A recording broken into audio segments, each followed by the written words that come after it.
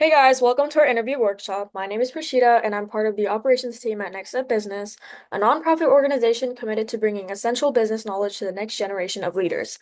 I overlook Boost, a program that produces videos like this one to help young professionals. Today's session is all about interviews and how to prepare for all parts of them.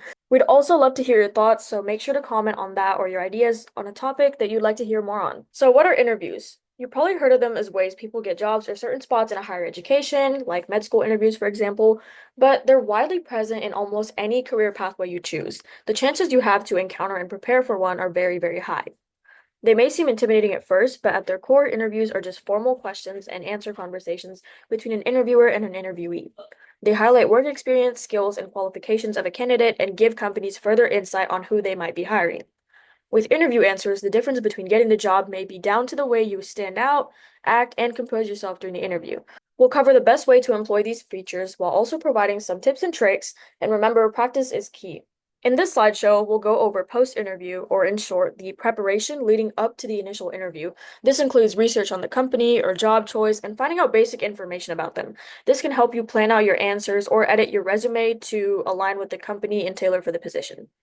Next, we will go over what to do in the interview itself when you're standing and responding in front of an interviewer. This includes how to conduct yourself and questions to ask back to them. Lastly, we'll go over what to do after your interview, including follow-up email and examples for you to see. First off, we have our pre-interview preparation and the time leading up to the interview. Some companies, after you send in an application, will send an email back extending a request for time and place for an interview. This is a pretty good sign as it shows the company has taken interest in you and are willing to get to know you more. If you have the choice, choose an interview towards the middle of the week and around mid-morning, 10 to 11 a.m. Many interviewers may feel more awake and productive during these times and may make it much easier for you to make a lasting impression. Even with these perfect circumstances, however, if you know nothing about the job, company, or tasks that the position entails, it's unlikely that you will get a call back. Sometime before your interview, do a deep dive on the company's history, values, descriptions, and overall environment and position. This can really help you formulate how to answer certain questions. For example, if a company puts a lot of emphasis on efficiency and innovation in their history or company value, you can answer a question like, what motivates you? To include efficiency and innovation as your driving motivation. Also, know tasks and skills that the position may need and highlight those in your resume or interview answers. It can make you stand out from other candidates and make you seem like a perfect fit for the job. If you can, research your interviewer to get an understanding of topics you both are interested in and can have a conversation on. Remember, they're most likely looking for reasons to hire you if you got the opportunity to participate in an interview round. Connect with your interviewer over LinkedIn, and if you don't have one, visit our LinkedIn workshop from our channel. After you get a basic idea of the company and their culture, you can start by making a document, formulating a list of questions they might ask. The most common, broad, and basic introductory question is tell me about yourself, or a question to try and get to know you. It might sound like an easy question, but because of the broad scope it has, it can be tricky to answer how the interviewers want it to be answered. In general, be prepared to give a brief summary of yourself and your experience. Try tying it into how you came across the position and what drew you to it. Don't be too personal, but don't be too generic. Tie in unique personal experiences and connect them with who you are as a person. Besides other behavioral questions, some of which will touch on company values and work culture, some companies will throw in a technical question that requires hard skill knowledge necessary for the position. By researching the position, these technical questions may be much less surprising and may allow you to prepare for a potential test of skill. Overall, you do want to tailor answers slightly to match the company based on what you have discovered in your research.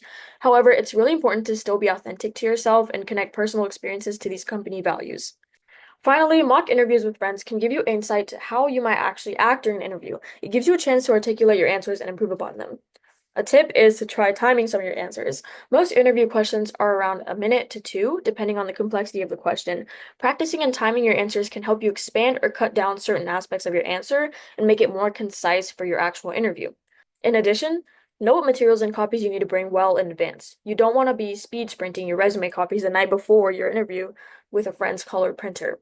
Remember, repetition and practice is the best you can do. Other than the preliminary or technical questions that I talked about earlier, here are some other behavioral interview questions commonly asked in interviews. I'll link a more complete list below for you guys to take a look at in the description box. It's important to note that even if an interview doesn't explicitly ask a certain question you prepared word for word, many of those questions ask for a similar, if not identical, value or experience. So the more broad questions you can prepare for, the better. Most of these questions will be assessing behavior and certain experiences you've had that affect soft skills you currently have. In addition, they may ask you questions directly from your resume, like your gap year, and you need to be familiar with your resume and be prepared to elaborate on any previous job experiences you've had or circumstances that may be reflected. Next, we'll discuss what to do in the actual interview. This includes overall behavior and online tips and tricks. Remember, appearing professional and body language during the interview can be just as important as the verbal answers you give back to the interviewer. A little before your interview, make sure you have all the materials and resume copies necessary to bring in during the interview. Plan out a professional outfit, either business casual or business formal to wear. Appearing clean, organized, and professional can signal to the interviewers that you're serious about this job. Plan to arrive at the place of the interview around 10 to 15 minutes early. This can account for any unexpected delays or just give you a little bit of extra time to calm your nerves. Before entering the room, smile at the interviewer and give a brief introduction and handshake. The key is to smile before you enter the room. Don't start smiling when you step inside and see the interviewer. That makes you look fake. It will seem more authentic when you start smiling way before you step inside. It also keeps your attitude positive. Don't be afraid to engage in a little bit of small talk. It can help you feel a little bit more at ease, which will also give a more positive first impression to the interviewer. When listening or responding to questions, keep your body language in mind. Sit up straight and make eye contact with the interviewers. If there are multiple, divide up eye contact and attention you give to each one accordingly. Listen attentively to the questions the interviewers may be asking, including behavioral scenarios and other details that can help you answer the question fully and completely. If you're completely caught off guard on a question or just need a basic answer template, a common behavioral question answer template is STAR. The S stands for situation.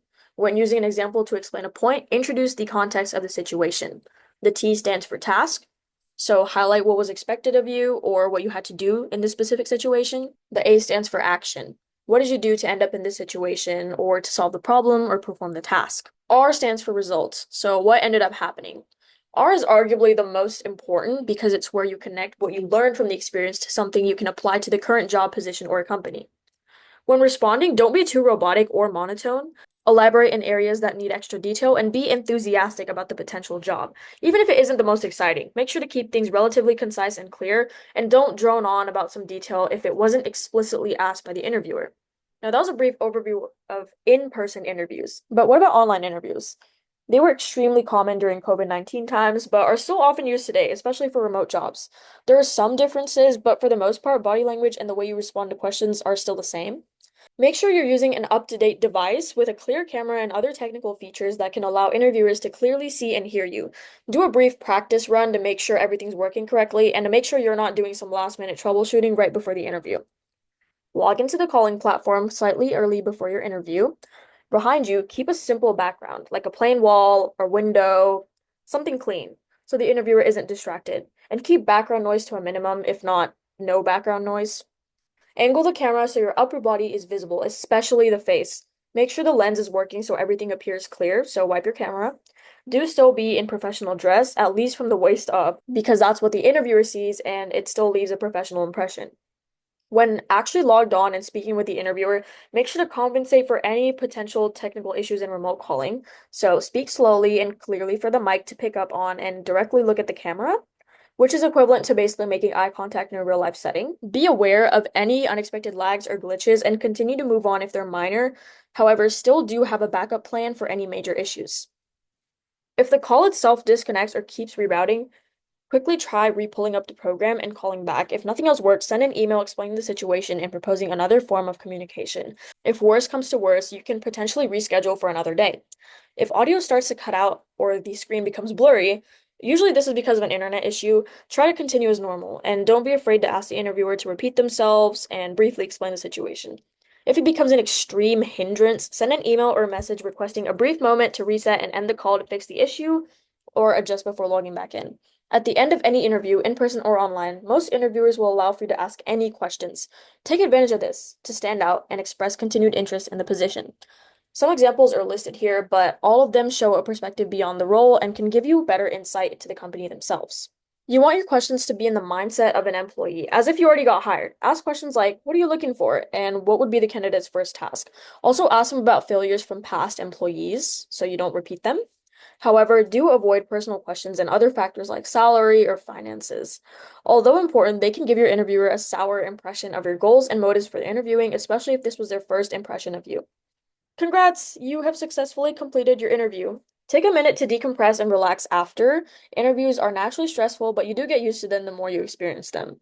Now, at the end of your interviewer may have given you a relative date or time in which they'll contact you about whether you've gotten the job, require another interview, or anything else like that.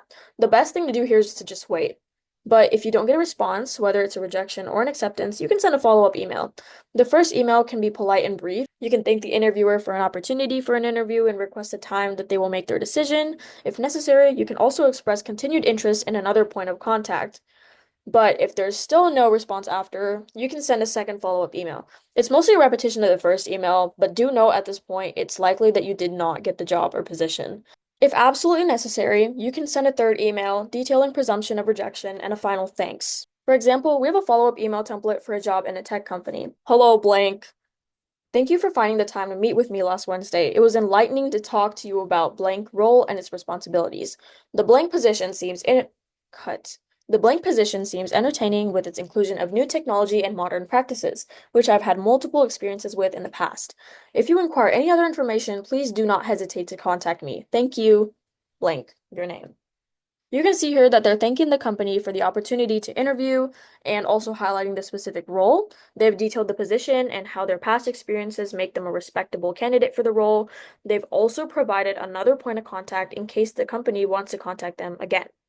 And that brings us to the end. Congrats, you made it to the end of this presentation. We hope you've learned a lot about how interviews are set up and what you can do to practice and prepare for them. And always remember, preparation and practice go a long way in having a successful interview. We highly recommend that you check the link in the description box and make sure to check out other programs under Next Step Business, such as Boost, which is our recorded workshop program where we present a wide span of business topics like this video. And Echo is our podcast where we invite guest speakers who are industry professionals with years of experience to talk about their personal experiences and offer insight to younger listeners. New episodes are out each month on our YouTube channel.